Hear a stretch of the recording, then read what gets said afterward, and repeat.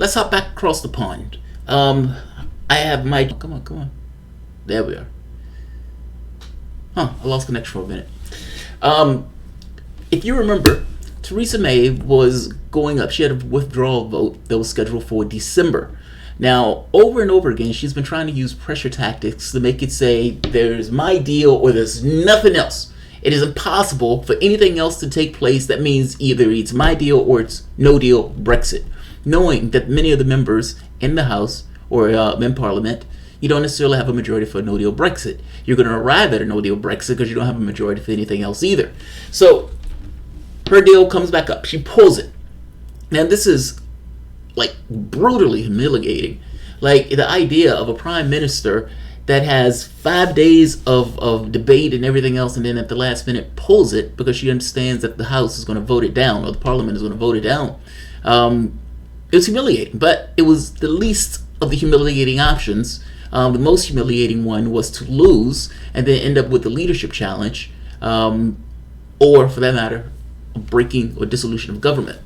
Keep in mind, Theresa May is only in power because the DUP props Theresa May up. If you remember, Theresa May had a snap election for purely political reasons with the idea of breaking the back of Labour.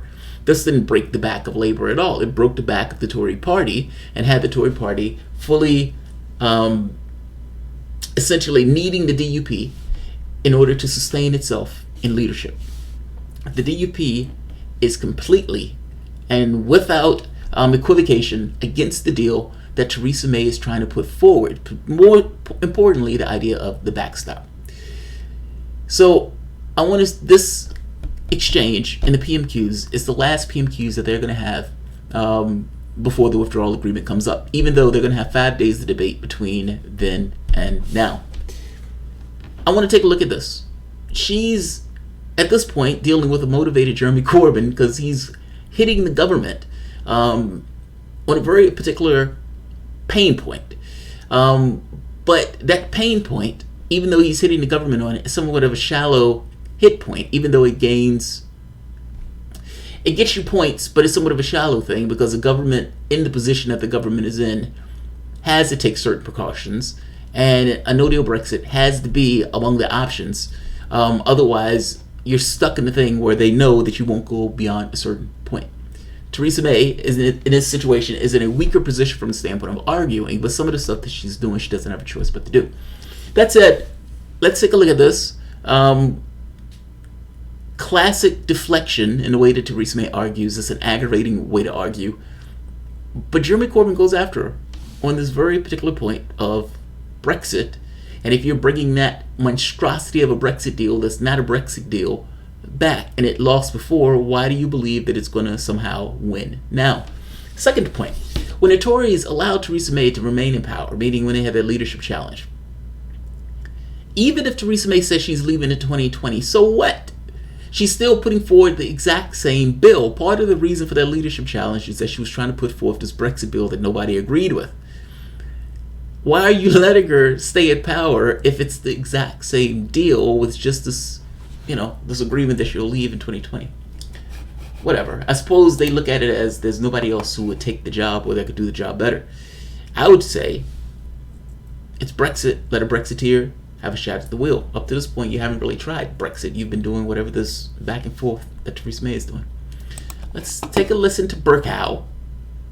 I like Burkow. Burkow has had a little bit of controversy on his own, but that's another video. Prime Minister questions PMQs. This took place yesterday. Jeremy Corbyn. Mr. Speaker, I also am sure the whole House would join me in wishing a speedy recovery to the 2 British soldiers who were injured in Syria last week. The Prime Minister scrapped the Brexit vote last month and promised legally binding assurances would be secured at the December EU summit. She failed. She pledged to get these changes over the recess. She failed. Isn't the Prime Minister bringing back exactly the same deal she admitted would be defeated 4 weeks ago? Prime Minister. Can I first of all say to the right honourable gentleman, I absolutely agree with him that there is no place for intimidation in any part of our society. Politicians do need to be able to have a... Just so we're clear, the question The question was, isn't it true that this deal failed magnificently, and you're just bringing back the exact same deal that failed before to Parliament coming up next week? She's answering a different question. Let's let her finish. She's going to eventually get around to it, but I just want to make that point clear. This was not what she was asked. She's going into something else. A safe space in which to express their opinions, many of which are passionately held. And I hope he will now ask his Shadow Chancellor to withdraw or apologise for the remarks that he made about the former Secretary of State for Work and Pensions. On the matter of Brexit that the Right Honourable Gentleman has raised, perhaps let me update the House. The conclusions of the December European Council went further than before in seeking to address the concerns of this House, and they have legal status. I've been in contact with European leaders since then about MPs' concerns. These discussions have shown that further clarification on the backstop is possible, and those talks... Stop. Do you remember, well, you may not have seen the last video, but in the last video, one of the things came up with Burkow essentially adding an amendment to a motion, essentially moving an amendment up to a point where it forces the government essentially to come up or allows Parliament to create a plan B. Now, Burkow's argument was, well, yeah, it says that we couldn't have any arguments, but it didn't say I couldn't add any amendments. An amendment is different than a motion, so I can add an amendment. The language that people use are very, very important, especially when we're talking about legal documents, because these are going to be the areas in which people hide and try to obfuscate, especially if there's any level of a tether between what they're saying versus the impression that they're trying to give. Or I said that wrong. A tether between reality versus what they're saying.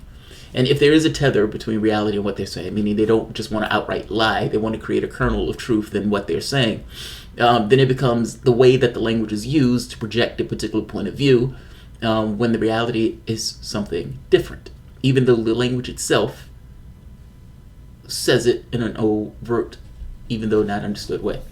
What she just said, and the point is clear about explaining. Her saying that further clarification is available on the backstop. That is true, but it is the specific and exact wording that Brussels used when they were talking about it. Yes, we will give you further clarification, but we are not changing anything. This is the exact same bill because Brussels wasn't willing to make any concessions. The saying clarification is somewhat of a political thing. We can have fudgery within the language that's there, but changes, not so much. She got nothing on this. Just keep going. Talks will continue over the next few days. But we're also looking at what more we can do domestically to safeguard the interests of the people and businesses of Northern Ireland. And that's why this morning we published a package of commitments that give Northern Ireland a strong voice and role in any decision to bring the backstop into effect. We've also been looking at how Parliament can take a greater role as we take these negotiations on to the next stage. Stop. I know I keep interrupting, but I'm interrupting because what she's saying, I want to clarify it as she's saying it. The DUP has looked at this and said this was meaningless. And even within the context of saying strongly worded language and all this other stuff, I have no idea what that means. And I suspect that this is going to fall prey to whatever agreement they come up with from the standpoint of this Brexit deal. Meaning, if this is not within the guidelines of the Brexit vote, they may not be able to live up to any of this. Let's keep going. And by the way, DUP has called this pointless, meaningless. Let's flip this. And so I can tell the House that in the event that our future relationship or alternative arrangements are not ready by the end of 2020, Parliament will have a vote on whether to seek to extend the implementation period or bring the backstop into effect. And the Secretary of State for exiting the European Union will be saying more about this during his opening speech in the forthcoming debate. Jeremy Corbyn. Mr. Speaker, no amount of window dressing is going to satisfy members of this House. They want to see clear legal changes to the document that the government presented to this House. The Foreign Secretary said the Prime Minister has not been asking for anything new in her discussions with the European Union. She doesn't doesn't that tell us that the Prime Minister has been recklessly wasting time holding the country to ransom with the threat of no deal in a desperate attempt to blackmail MPs to vote for her hopelessly unpopular deal? Prime Minister. The right honourable gentleman can say... That answer is yes. That answer is yes. That is exactly what is taking place. The entire point of Theresa May putting a time limit, saying we'll talk about this again in a month or so, was to give herself time to try to get concessions and simultaneously try to get MPs that are iffy about going for a no-deal Brexit on her side. Even if they aren't necessarily on board for her deal, may consider it a better deal than a no-deal Brexit. Her point has been a charm offensive. Nothing has changed on this deal. Like the Foreign Secretary said, they weren't asking for anything new because Brussels made it clear that they weren't giving them anything new. Only thing she could do is try to dress this up with language. But the reality of it is, this is the same deal that they had prior. Let's keep this up. Jeremy Corbyn is right. That's my point. Say what he likes about no deal, but he opposes any deal that the government has negotiated with the European Union. That is also true, by the way. Jeremy Corbyn does oppose any deal that comes up for the European Union because Jeremy Corbyn's goal in this is not necessarily the goal of Britain, it's the goal of Jeremy Corbyn and the Labour Party. Jeremy Corbyn wants to have another election.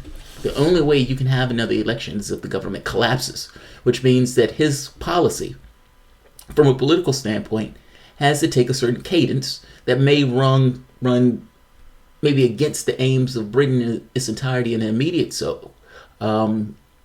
But from his own political objectives is to crash the government, to essentially make her fail. That she needs to get the votes on her own in order to pass Brexit, which means that she needs to get all of her people in alignment and the DUP in order to pass Brexit. If Labour is against this, and you get a few Tory MPs who are against this, maybe because they're Brexiteers or maybe for some other reason, you have enough to essentially collapse the government. If DUP is going to be against this, and like I said, if Labour is going to be against this, how do you make progress on something like this? Do you make progress by calling for another election? That's the gamble that Labour is playing on this. So she is right. Labour is politically incentivized to be against any deal that comes up. The goal in this is to make her lose and to try to get another election. That's the point. That's the goal on this. She's right. Let's keep going. Opposes the deal. He opposes the deal that the EU say is the only deal, and that leaves him with no deal. The only way to avoid no deal is to vote for the deal. If the right honourable gentleman is uncertain about what I am saying, perhaps I can give him a tip. He might like to use a lip reader.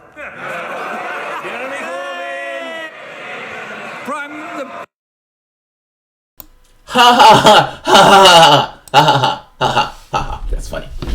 The lip reader thing comes in because it was a big controversy when Jeremy Corbyn sat down and he said stupid people.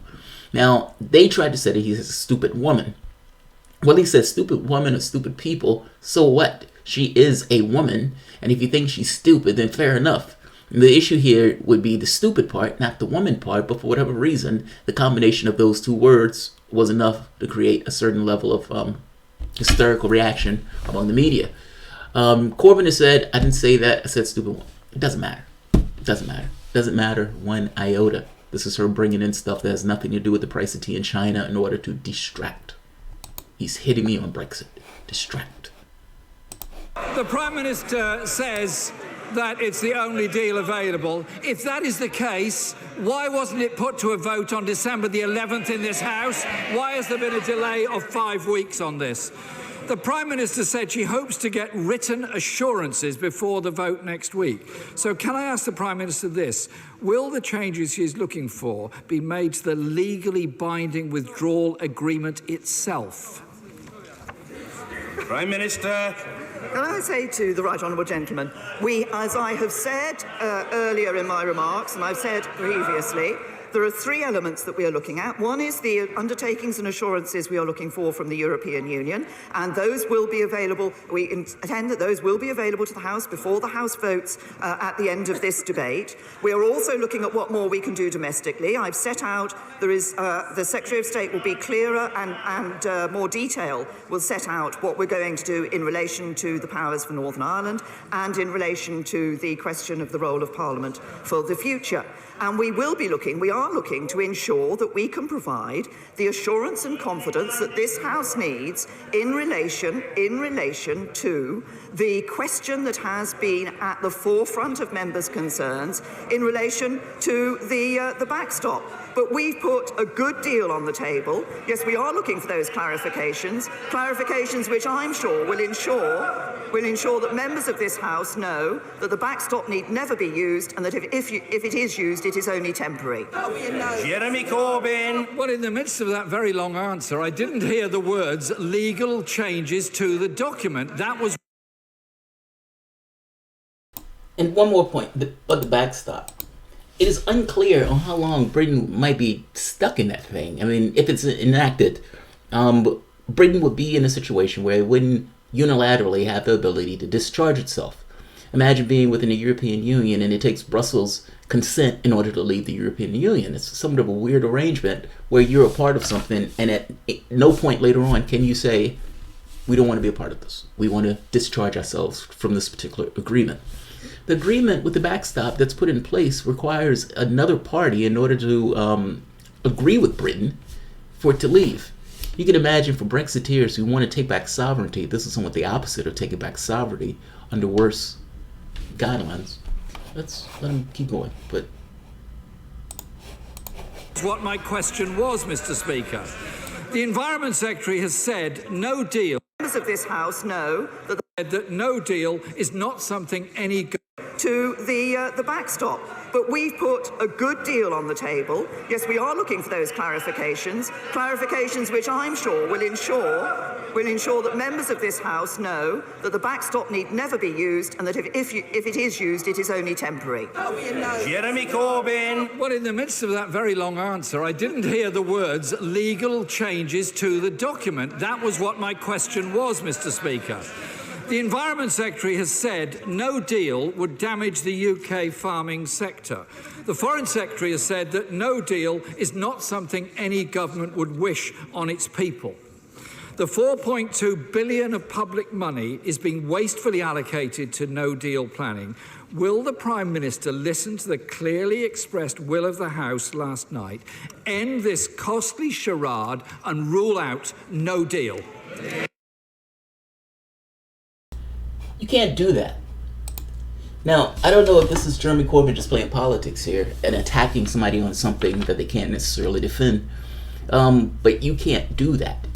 Even if no-deal Brexit looks horrendous, and no-deal Brexit may be the door that you have to walk through, if it means not necessarily being stuck to something that's an undignified place for Britain to be. You can't take it off the table. It has to be on the table. It has to be something that's just in case this takes place, because we can't come to some agreement with Brussels. Either, we're not getting the things that we need for us to remain intact. And so, yeah, this is the direction that we have to go, and we need to prepare for this. That has to be on the table. How can you take that off the table? Taking that off the table would mean effectively that you need a deal. That for the most part you are desperate for a deal. I mean, I hope that makes sense. Just because it's not a door that you don't necessarily want to walk through, it needs to be clear that it is a door that you would walk through under certain situations, especially if the situation is we are somehow not getting what we need in this particular arrangement. If it's worse, then it's worse. But it has to be on the table as an option. But I suspect Corbyn knows this. Now, this line of argument, though, if Corbyn becomes Prime Minister, somewhat constrains his hands, because whatever deal he comes up with, Brussels only has to, Brussels only has to say, we're not making any changes to this. What are you going to do? Take a no deal? You've already said a no deal is not on the table. I understand this attack. He's making this attack, but this attack somewhat constrains his own behavior later on if he needs to utilize the fact that they're going potentially for a no deal. Let's let him finish on this. I guess I want to make that clear. Politically, the attack works. In reality, it does not. Let's keep going. Prime Minister. I've made it clear to the right honourable gentleman that if he wants to avoid no deal, he has to back a deal and back the deal. But he stands there and complains about money being spent on no deal preparation. So today, on Wednesday, he's saying we shouldn't be spending money on no deal preparations. On Monday, he said no deal preparations were too little, too late. He can't have it both ways. Either we're doing too much or we're doing too little. So perhaps he can break his usual habit. I want to be clear that the amendment does not change the fact that the UK is leaving the European Union on the 29th of March, and nor does it stop the government from collecting tax. But he asks once again about the question of no deal and about protecting jobs. We have negotiated a deal with the European Union that protects jobs. We have negotiated a deal with the European Union that ensures what is raising concerns, he says, is the prospect of no deal. It is absolutely sensible for this government to prepare for no deal, and those preparations are even more important given the position taken by the... There we go. All right, I'm sorry for the connection issues, guys. I'll upload the full-length video at the end of this video. That's assuming that I can get to the end of this video. But either way, I'll upload the uncorrupted version of this video. All right, so let's keep going. Oh, but by the way, Theresa May is right here. She's completely right. If the perspective of the Labour government is that we want the government to collapse, and we want the government to collapse essentially by rejecting whatever deal the government comes up with, then it is sensible, as sensible can be, when it looks like the government is indeed going to collapse, or at the very least lose this vote with magnificent numbers, to prep for a no deal, because a no deal is absolutely a possible scenario and becomes even more possible with the perspective and the position of the Labour government. Just saying, she's not wrong on this one. Let's keep going. With an opposition front bench that is opposed to any deal that the government negotiates with the European Union. Manufacturing and service industries, her transport secretary is awarding millions of pounds of contracts to ferry companies with no ferries to run on routes that don't exist, and apparently they won't even be ready by the beginning of April either. This is the degree of incompetence of this government. Even more important, the right thing, and let the people have a real say and call a general election. Right here, everything that has taken place from the standpoint of the politics in between the EU and the UK, there's an element of political infighting between the Labour Party. There's political infighting between the Brexiteers and the Remainers, and Tories. Even within the Labour Party, there are people who prefer to remain and want Jeremy Corbyn to call for a second referendum. So there's political fights that are going on in both parties. There's also the major political fight that's going on between party lines, which is we want another election. Now, that's aspects of Labour. There are some Blairites that may not want this other election and may assist the government in preventing the government from collapsing if it is to thwart Jeremy Corbyn. Part of this charm offensive that Theresa May is doing is the elements of Labour. It is Labour that will potentially prop this government up. Now, assuming for the moment that Labour doesn't prop the government up and Labour does stand strong and united, the argument that Labour is making is what Jeremy Corbyn just articulated. Everything that he's just said for the entire time that he's been making this argument has been boiling down to this government has lost the ability to lead. It is losing people and votes. It is amazing that Theresa May is still breathing, let alone upright and at the dispatch box. And I mean this in a political life. We're at a dead end. We're at an impasse. I mean, ultimately, you don't have a majority for pretty much anything. And in this case, we're stuck with not knowing how to proceed, especially if we get where people vote down and people don't necessarily know what to do next. Corbyn's argument is you break this impasse by having a general election not a referendum, a general election. Let people put whoever they want in power that can affect their particular political will, whatever that political will just so happens to be. You ferret that out and figure that out in the fires of an election. That sounds nice. I like it because at the end of the day, I'm a Corbyn supporter and I want him to win. But, Tories are somewhat craven, and they're going to call a snap election when they think that they can break the back of labor, not when they are at their weakest. And I have a hard time believing that they're going to call a snap election in this climate where it's very possible that Corbyn can actually win that election. Meaning, why would you call an election when you could possibly lose that election, aside from the election taking its own course and getting to 2022? I know this is a difficult situation, meaning from the standpoint of Brexit, but in the same way that Jeremy Corbyn is trying to tank whatever the government is putting up because it is in their best political interests, the Tory party also has political interests, and that political interest is not having an election, a snap election of all things, when it's possible that you could lose that snap election. Jeremy Corbyn's entire rhetoric has led up to that point. We need to have a snap election. Let's let Theresa May respond. Prime Minister! No, we've put a good deal on the table that protects jobs and security. But I noticed in all of that we still don't know what Brexit plan the Right Honourable Gentleman has.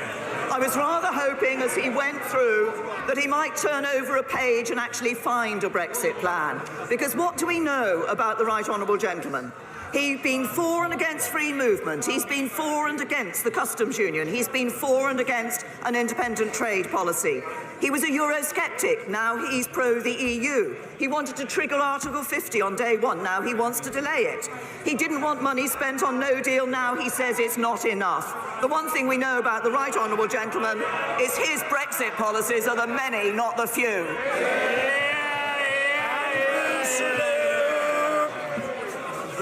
To support GP. There's one more that I want to show. This video is going long, but he's going against Ian Blackford, I believe that's his name. This guy. He's pugnacious, irascible.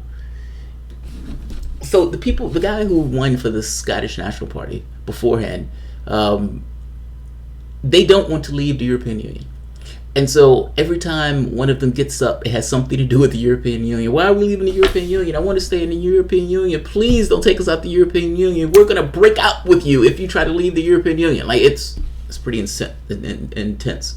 Of course, if he looks at the long-term plan for the NHS, which was launched on Monday, which is being made possible by the £20.5 billion extra we'll be putting into the NHS in 2023-24, he will see that support for the workforce, including GPs, is a very important part of that plan. And indeed, a greater focus on primary care, which will be better for people in helping to keep them out of hospital. At any point in time, 20 to 30% of people in hospital don't need to be there, is an important part of that plan. GPs are an essential element of that. I assure my honourable friend that they will be part of that important workforce planning.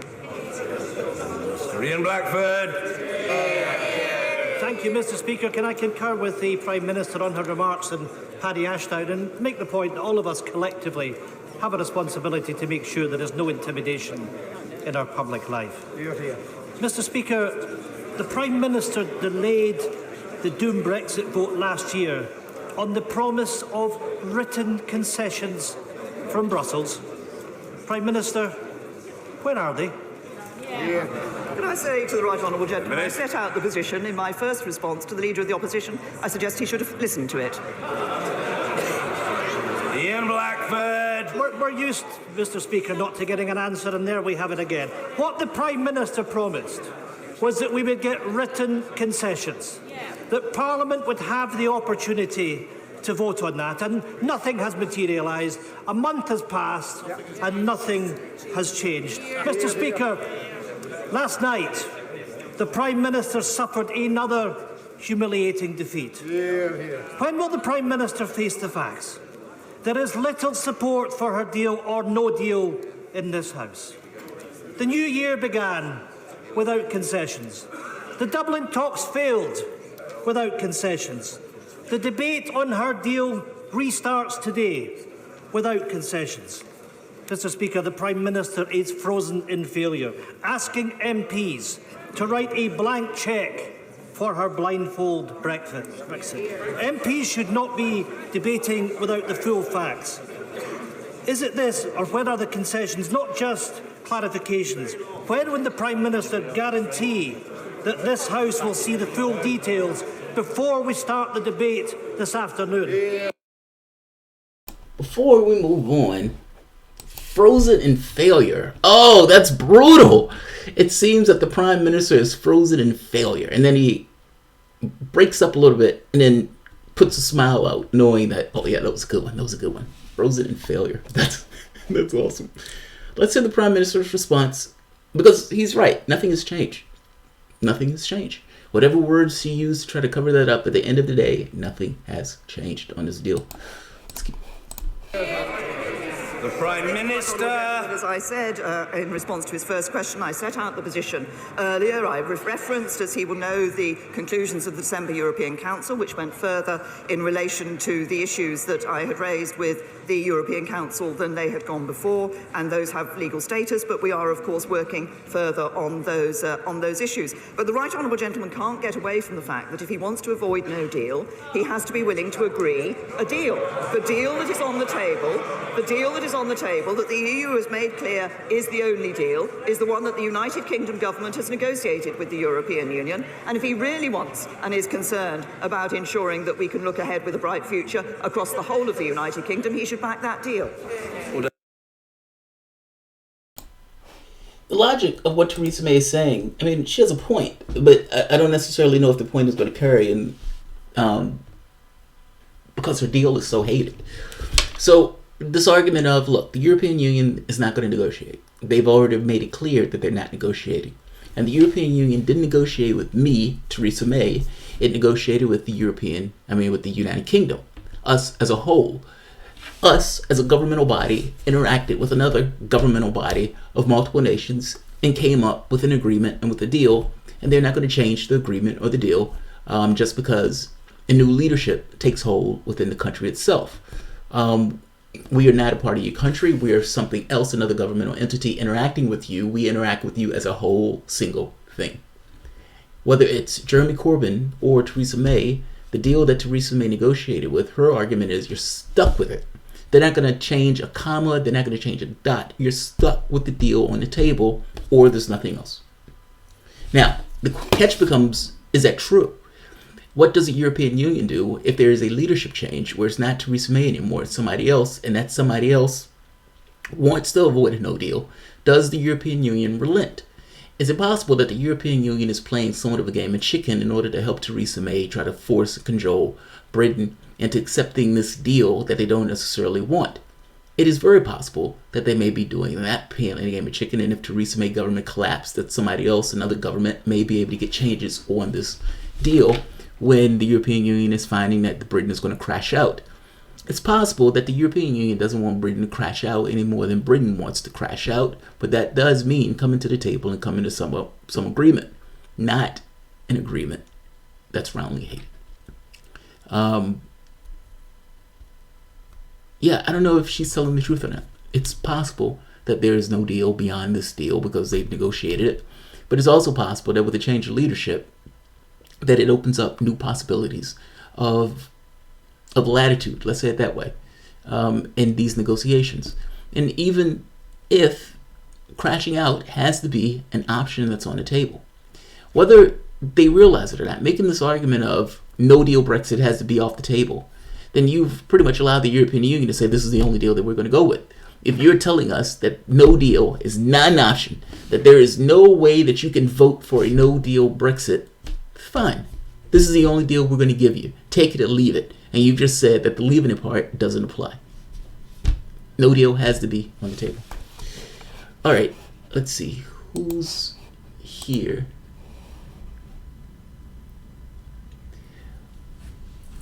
A dingo in my baby. Send SAS to capture the EU Parliament when in session and then use them to give them a fair deal. What?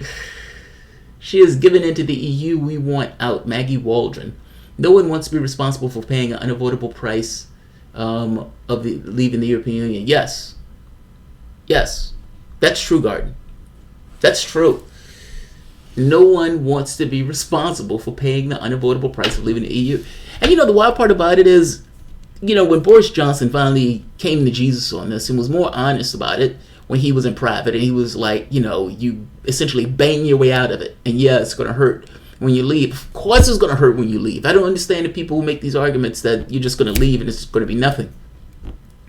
You've established relationships going back for 40 or 50 years, trade relationships, tight, intense trade relationships. And those things are going to change. And in the changing of those things, there's an opening of new space, meaning for latitude, but there's also, if you want to make certain changes, you're going to lose certain connections. So, meaning, if you don't apply to EU law, there's certain things that they're not going to allow you to sell to them or buy to them, meaning the trade relationships that was once there may change the moment that the European Union or that UK start to try to flex their new ability to change their laws. Theresa May said this early on. If you want to maintain certain trade relationships, you're going to have to maintain the rule set that you're governing by. Otherwise, the European Union is not going to allow you to engage. So, yes, you have agency to change, but do you actually ever make that change? Yeah, it's going to hurt. Pirate Alex, are you back in the United States? Yeah, I'm back in the U.S., Alec. My mom was ill and it needed me back home. Upstate Raider, Jamal Jordan Sheridan wants to interview you for a show. I'll hit him up. I saw his message today. He sent me a text message. He uses a different messenger service than I do, and it stored the message in the queue, but I hadn't seen it. Garden, I agree with the decision to leave the European Union, but nonetheless, there's a big price to pay. Yes, they need to reorganize, start dealing with unavoidable setbacks, and move on. It's worth the price. So, Garden, I'm agnostic about whether they should leave or not. But there's no magical door.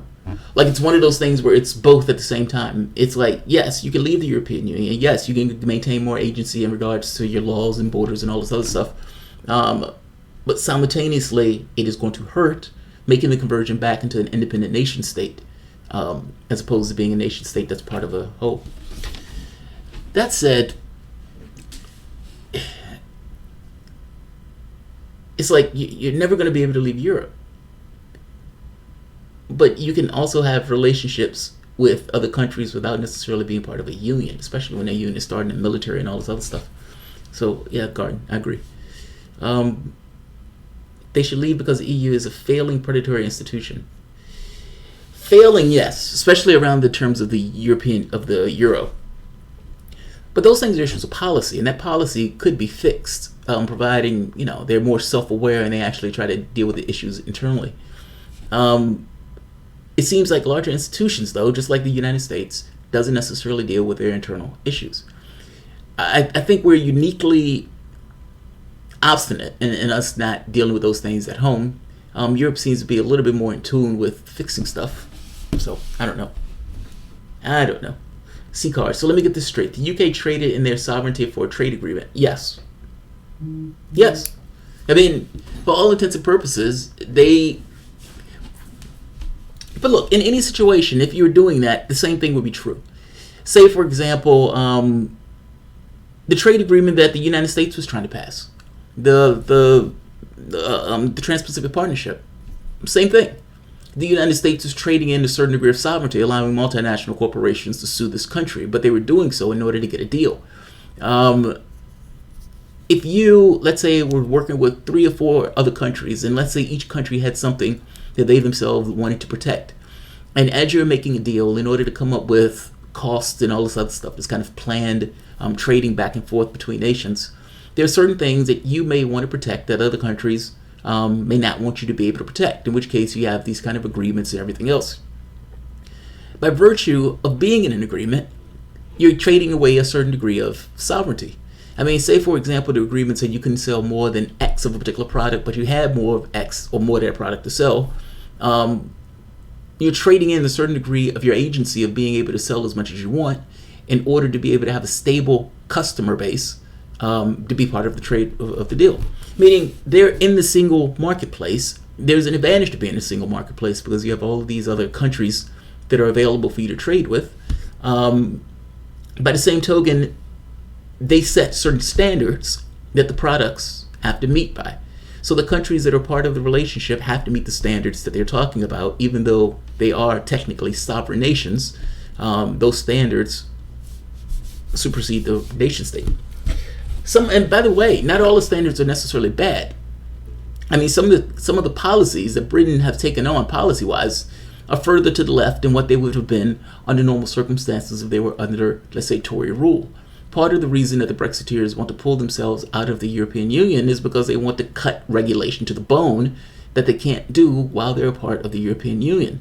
This wistful, doe-eyed, I want to leave the European Union stuff, regardless of the language and the rhetoric and the arguments that they use in order to try to entice the public to leave, what it really boils down to is we want to cut regulations to the bone, and the European Union, their regulations don't allow us to do that. We need to take back our laws. Immigration is just a tool in the argument in order to kind of make that point. We humans gets lost in our mojo long ago after the ice melted and life got too easy and made us weak. Public domain. No, I don't agree with that. I mean, it depends on what you mean by strength. And it depends on what you mean by like using weak as a negative. It depends on what you mean by weak. Look, you can make an argument that elevators, the invention of the elevator, made humanity weaker because beforehand people needed to have the ability to walk up X number of flights of stairs. And when the elevator came into play, they didn't have to do that anymore. So there was less exercise that people were getting and people were weaker because of such. You can make an argument that, the wheelbarrow made people weaker because they don't have the ability to lift rocks or whatever. I don't buy that argument that technology makes people weaker. I suspect this is an issue of culture more than an issue of the technology per se.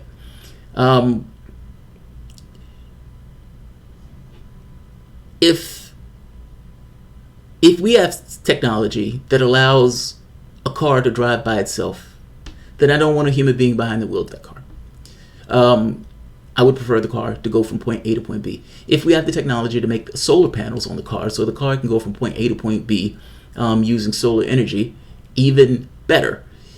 Technology should be used for the benefit of humanity and human beings. Elevators were a good invention. Technology coming along to make people drive faster, to have science, to understand the human condition a little bit more, to take us to the stars. And to exploit other human beings and to essentially use wealth as a tool in order to get political power and as a tool of bondage. But the technology itself is somewhat innocuous. It's the system that the technology is working in that makes technology work to the benefit of a small segment of people, not necessarily the overarching population. I don't buy the argument that technology makes us weak.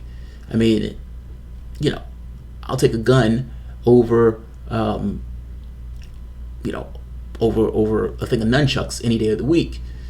Taking nunchucks to a gunfight, you're going to get shot. Not to mention the technology that allows certain strength. I know from the standpoint of weak, you're talking about from a physical or mental thing. But I don't buy that as being true. I don't buy that as being true.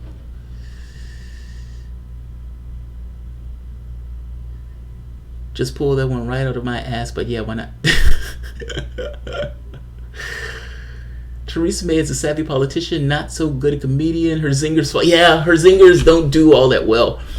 Also, them attacking him for some of that stuff is just utter nonsense. Whether he said stupid woman or not. If he would have said stupid man, would they have also had that same thing? I don't understand this this argument because you added those two words together. Could they make the same point when he said stupid people? I mean, come on. For example, I'm not weaker when traveling in a steel shell at 80 miles per hour than I am when walking. right. Whatever it take. The quality people left the planet before the last series of ice ages, we're the dregs left behind. Weaponized knowledge in the hands of a few makes the 99% weak. That is true, yes. But it's not technology that makes the 99% weak. It's the 99% that makes them weak. Like, look, a public can get engaged for a short period of time when something is afoot. But that public can't stay engaged. At least it doesn't seem like the public can stay engaged over long periods of time. So this idea of having a system where people are politically active in large, massive numbers and that type, not so much. This kind of hits at this idea of direct democracy. This idea of a representative government where people appoint a small segment of the population in order to fight for their interests. Whether that works or not, in some degree, is going to depend on the information that the public has and the ability for the public to affect their will on the people who are essentially trying to affect the political will themselves. We don't have those checks and balances in major numbers, so the guys get in office and they do whatever they want. Also, we buy into the system. So, the stuff that we buy from Amazon allows Jeff Bezos to get billions of dollars. That doesn't stop us from buying stuff from Amazon. What we do to the animal population, the animal agriculture, even though that's another driver of climate change, it doesn't stop us from, eating animals and the rate that we eat animals. I guess I'm saying it's not purely the technology. The technology is somewhat innocuous. It's the environment that the technology is in. That's one point. And it's people being pliable. People's main thing is making sure that their own interest is seen about. If I am hungry, what am I going to do in order to stop being hungry? You can imagine things that are affecting the physical system are going to matter more to you than things that are kind of out there. People who are in this particular society, if enough people are bribed to go about their way in the society, they can ignore the plight and the pain of other people that are in the society, even if you have a large number of those people. You need a certain segment of the population that agrees with the ideology, or at the very least the spoils that the ideology is dropping down, in order to keep the operation and propagation.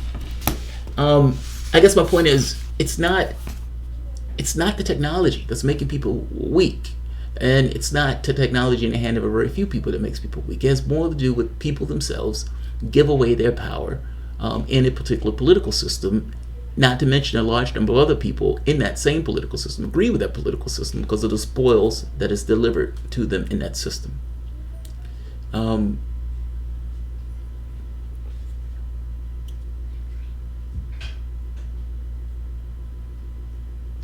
right, I'll end this here. This one wasn't meant to go all that long, but when I'm showing the video, sometimes there's a time frame that takes into account the video that's being showed, meaning that it increases the time. All right, if you guys enjoyed the content, please feel free to share, like, subscribe. You can always support through PayPal or Patreon. I'm going to upload my copy of this video because this video has been damaged greatly. He gets cranky since he gave up his bacon sandwich. I haven't given him my bacon sandwich. But B, also they get cranky because I've given up bacon sandwiches. Would you eat your dog or cat? It's amazing to see how people can be disconnected from those things that don't affect them. What if someone ate your dog or cat? Jeremy, I agree with you. I don't disagree with you. When my wife and I think it was in Iceland, and we're walking through this kind of area. I think it's near one of the political centers, and we're just strolling along. The temperature is not that bad, and there are these geese, these ducks, and they're the baby ducks, and the ducks are kind of going in line with the mom kind of leading them, and they're going through the water. And my wife's like, oh, they're so cute, and look at the water, like it's a beautiful scene. And one of the swans swoops in, grabs a baby duck, and starts to eat the baby duck, and flies away to one of the gates, or one of the stony gates that was, I guess, one of the bridges. It was one of the pillars. My wife is horrified by this. Like, she's like, oh, just ate that fucking duck. It was a duckling. They're so cute. And he just ate that duckling. Now, she didn't necessarily see the oddity of her reaction to this while simultaneously eating a hamburger like an hour before or an hour later. I don't remember which. But kind of didn't occur to her, like, in the same way that he's eating that duck, we're eating this cow. How does one bother you but the other doesn't? And why are you hating on the swan when the swan just doesn't have a butcher to do what your butcher did for you? I understand what you mean, and I agree with you. There's a certain degree of unself-awareness in how it operates. You're still a meat eater, murderer. Yes, I'm still a meat eater.